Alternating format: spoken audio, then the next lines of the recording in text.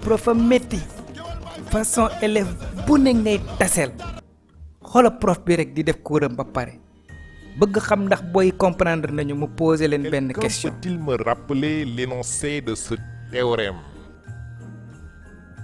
élève bi gën a réew ci classe bi yëkkati loxoom prof bi affaire bi xaw ko jaaxal tuuti mais comme dafa bëggoon a xam lu booy bi di tontu mu interroger ko booy bi jóg ànd ak fullaam nag ne ko monsieur sa braquette dafa ubbee ko de prof bi xool ko ba seppali ko mais mu ne fokk mu gérer situation bi ak pédagogie mu ñëw ba jege ci booy bi daal di koy dee ci nopp bi.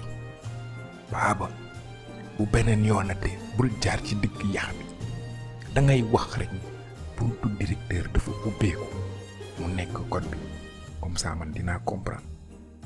Baaba ne ko ok.